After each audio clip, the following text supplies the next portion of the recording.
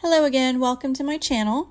This is behind the scenes on May 24th, 2026, a real-time reflection or moment from the season of writing my memoir.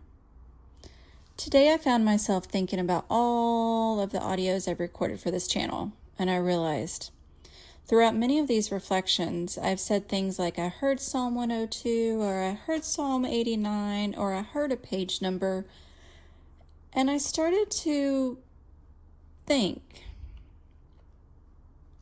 or wondering if I should explain what I actually mean by that. And here I am.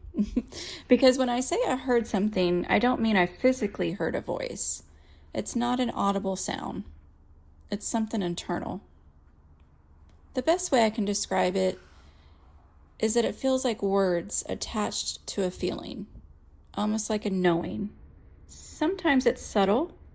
Sometimes it's so strong that it becomes impossible for me to ignore. But it isn't sound. It's more like something rises to the surface of my awareness and stays there until I pay attention to it. I've experienced it enough over the recent years that I've learned to stop and listen when it happens. It's not always when I'm looking for answers. It can be random and come to me anytime, anywhere. Those moments often always lead me somewhere meaningful. And speaking of, as I was sitting here thinking about all of that today, I felt two Psalms come to mind.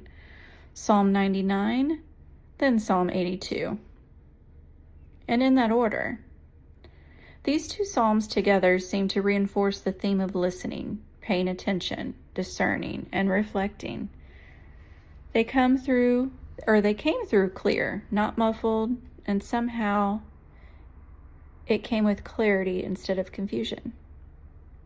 The same way a memory suddenly comes back to you. The same way a thought appears and refuses to leave. And maybe that's why I've become more comfortable trusting those moments. Not because I understand them completely, but because they've become part of my journey. Part of the way I reflect, part of the way I listen and obey. And maybe that's all this really is, paying attention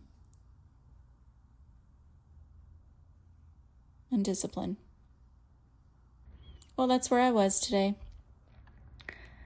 Thank you so much for being here and supporting me by listening through my journey.